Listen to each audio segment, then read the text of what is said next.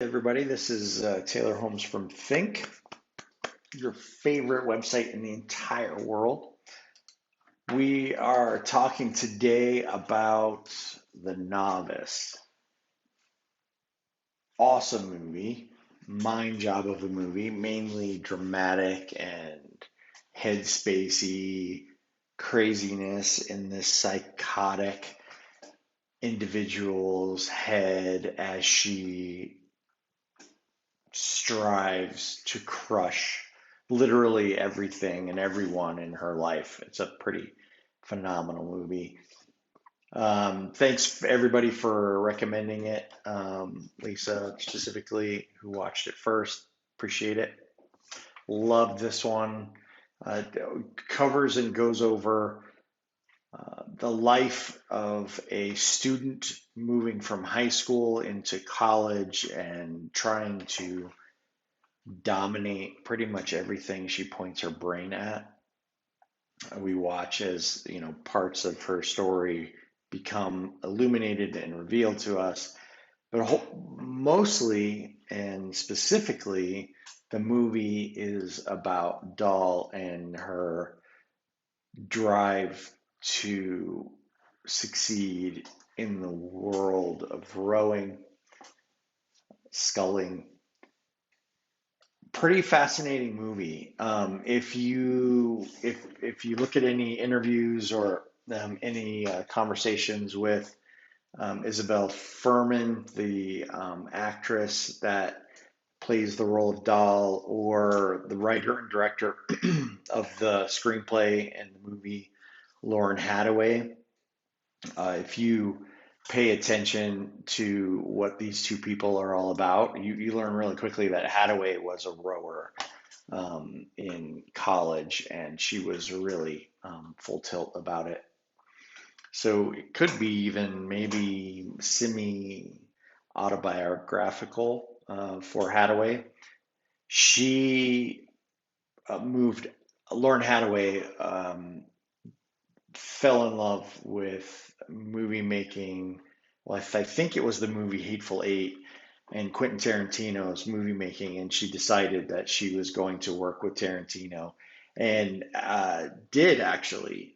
After maybe 40, 50 movies working in sound, she went to college and then began working in sound design and ADRing, which stands for automated dialogue replacement, which you know brings in re-recorded audio of dialogue and then places it back in the movie, and then also sound design in other ways. She's done a lot of huge movies like Whiplash and Unbroken, and really fantastic movies. A lot of sound design in those spaces. And if you remember in your watching of The Novice, sound design was huge for the making of this movie and getting into the mental headspace of Doll and the craziness that was her headspace. I was describing this movie to just a buddy in passing yesterday, and was talking about the sound design that just kept coming out to me. Sound design. This is even before I knew Hadaway was a sound designer, and really the key detail being her the way it showed and proved her focus, myopically her focus, like how she thought about nothing else other than the rowing, how she thought about nothing other than the technique, how she thought about nothing other than winning.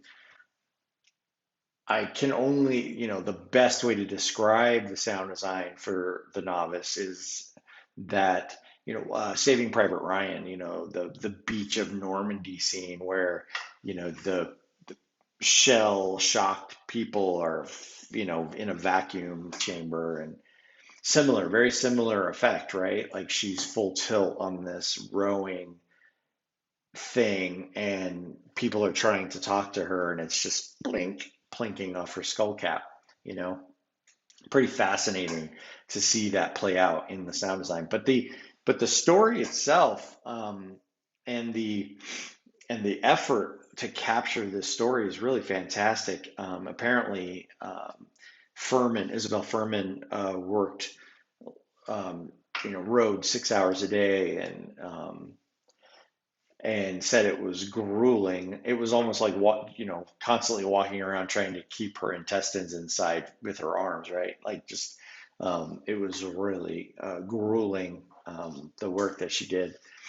And it was, fascinating to see how that intensity in performance and practice and training played out in the movie itself, because she was saying that her first week of filming, she was falling apart. Her hands were blistering open and bleeding out, and and she knew that that's the space where she needed to be to nail this role, and she really did. It was a stunning achievement. And if you look at the sort of psychosomatic, psychological trauma, chaos of this character doll, we learn at a very pivotal moment in the movie that Doll has the presidential scholarship. She does not need the money. She is convinced, and she's right, that in that big 1v race against her other main competitor that really needed that varsity slot for the money she needed to get the scholarship in order to stay at school. She would have had to leave. So this huge race happens where they fight for the single seat in the varsity team, for this rowing, spot on varsity. And Dahl is certain that Brill has, gotten the team to sandbag for Dahl. She's right. She's 100% right. She is right that the team has picked Brill for the role in this varsity spot. But what she doesn't understand is that it's a four-person boat. It's not a one-person boat. And while her times are fastest, it is also a social sport. And she has ruthlessly and tragically trained for this spot at the expense of all else. She doesn't care about her friends on, at college or on the rowing team, or her family. She gives up her Christmas break. She goes all in on training throughout the winter. She's pretty crazy. She's pretty full tilt. But all of that to say, in that one moment when Dahl and Brill are confronting each other about the way the team threw it for Dahl, and knocked her out of varsity in effect. We learn that she didn't need the scholarship. She didn't need the spot. She didn't need any of this. She didn't need the sport. She didn't need any of it. And we realize that, uh, what an imposter or traitor she was to, her friend, her once friend or friend. Maybe she was never a friend. Um, is pretty sad. I mean, that's just a sad commentary. I mean, is it all about times and records and recognition for being the best? Life just isn't that way. And she has, crushed everyone else in her pursuit of this one goal, which is to be the best in this flighty thing. And we see in her past that she chooses the hardest things mainly to prove that she can do it. She has some sort of psychological flaw that convinces her she can't do it, and she wants to overcome that. So she goes all in, and her major was her least successful major. What was it? sociology or psychology. I can't remember, but she picked her worst major main only to beat it. That's not how you pick a major. Like you pick a major to determine, what you want to spend your career in. I mean, my major wasn't in that, but that's the assumption, right? That's your goal. So anyway, all that to say, she definitely um, was out for blood. And at that moment, when we learned that, the trajectory of the movie should have changed for you. It should have changed for the audience. And I don't know if Hadaway or Furman, they believe this or not, and I don't even care. But the moment you learn that she didn't need the scholarship should have been a big deal for you, should have been a big deal for the audience. And it showed that she was ruthlessly destroying, salting the earth, you know, uh, burning and pillaging to the expense of all else, that she did not care about anyone. And so, as I introspectively considered this, I personally can be that way. I can be very intense. I can be all in for a thing until I've attained it, or perfected it, or you know realize that I could do it. Right. The moment I realize I can do it, I bail and I go do something else. Right.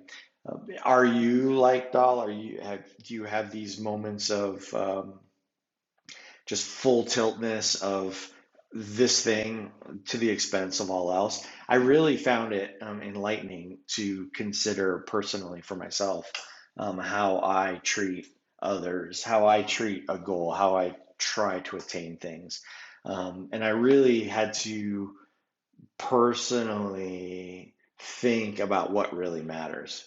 Is that record what matters, or is it the people there that matter the most? And there are times when being the best, winning at all costs. It used to be that Settlers of Catan, man, I was all in. I wanted to win, and I have to, even today, I have to say to myself, it is the joy of laughter and the being with others that is the thing we're doing here right now.